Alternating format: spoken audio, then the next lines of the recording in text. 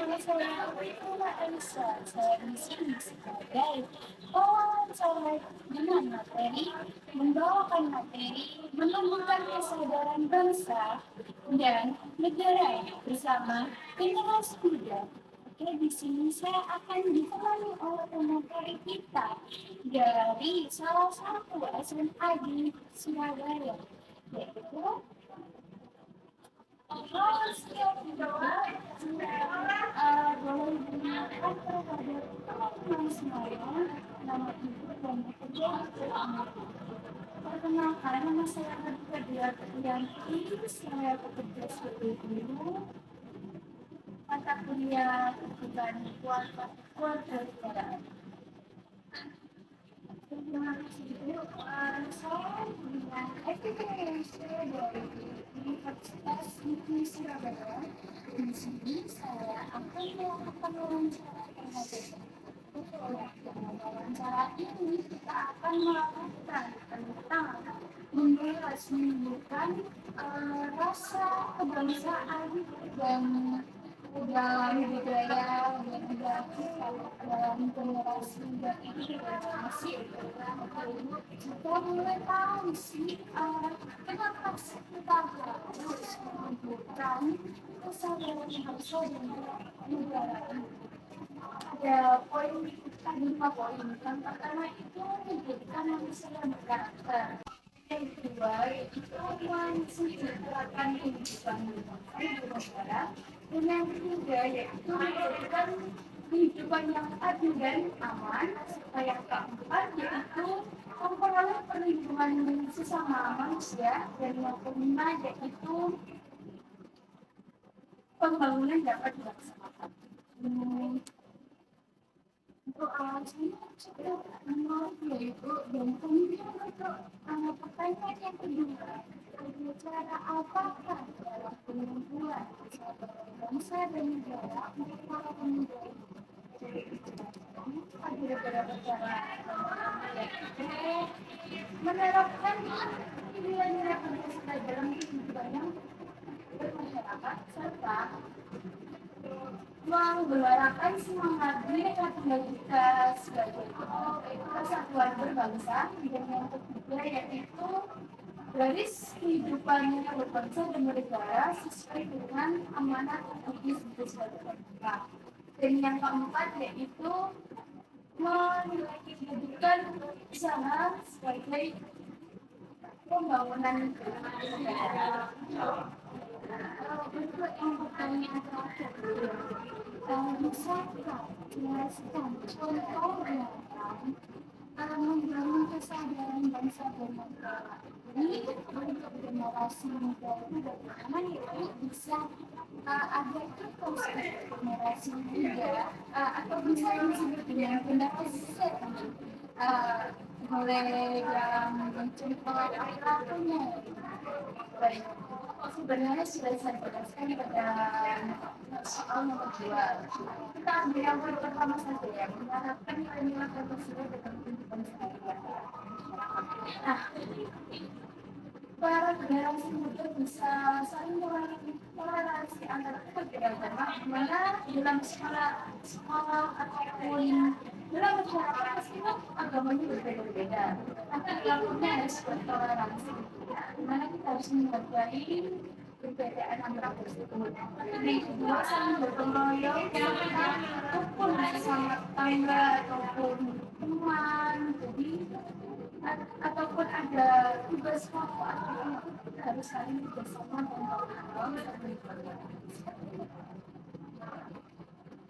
contohnya itu sebagai misalnya untuk dalam komunikasi muda Genser ini kita harus sering-sering latihan menerapkan dalam kesadaran membangun kesadaran bangsa dan negara ini yaitu dengan dalam hal ini kita bisa melakukan bangun tersebut agar bangsa dan negara Indonesia ini menjadi negara yang maju dan sangat membuka. Terima kasih Ibu atas wawancaranya mengganggu dan waktu pengajarannya. sangat terima kasih. Yang ini selamat banyak. Assalamualaikum warahmatullahi wabarakatuh. Waalaikumsalam warahmatullahi wabarakatuh. Oke, di sini saya akan menyampaikan dari hasil wawancara tadi. Bangsa adalah orang-orang yang memiliki kesamaan asal keturunan, adat, bahasa, sejarah, dan pemerintahan sendiri. Kemudian itu berbangsa adalah manusia yang punya landasan etika, moral, dan berakhlak mulia dalam mewujudkan makna sosial dan adil. Kemudian untuk bernegara adalah manusia yang punya kepentingan yang sama dan menyatakan dirinya sebagai satu bangsa serta berproses dalam satu wilayah di Indonesia ini. Dalam negara adalah suatu organisasi negara sekelompok dan beberapa kelompok manusia yang bersama-sama mendiami satu wilayah tertentu dan mengakui adanya suatu pemerintahan yang mengurus tata tertib serta keselamatan sekelompok tersebut. Nah, dalam sekelompok ini bisa disebut dengan warga negara. Tadi disebutkan bahwa alasan dasar tentang kemudian dalam kesadaran negara dan berbangsa sendiri yaitu karena adanya satu, mendidik manusia menjadi manusia berkarakter. Kemudian kedua yaitu menjaga kerangka kehidupan. Yang ketiga menjadikan hidup yang aman dan adil. Kemudian yang keempat memperawat perlindungan. Yang kelima membangun bisa dilaksanakan dalam pembangunan di Indonesia. Untuk kesimpulan yang pertanyaan yang kedua dalam upaya menumbuhkan kesadaran berbangsa dan bernegara tersebut, kita harus mengatakan poin-poin dalam hal ini, yaitu untuk mengamalkan nilai-nilai Pancasila dalam kehidupan sehari-hari. Mengapa? Karena Pancasila sebagai ideologi dan dasar-dasar negara. Kemudian Pancasila bisa dikenal sebagai falsafah hidup yang benar, kemudian dihayati dan diamalkan oleh setiap bangsa negara. Dalam Pancasila tersebut kita bisa dapat mengamalkan segala poin-poin dalam Pancasila. Yang kemudian yaitu yang kedua, menggelarakan semangat Bhinneka Tunggal Ika sebagai persatuan negara.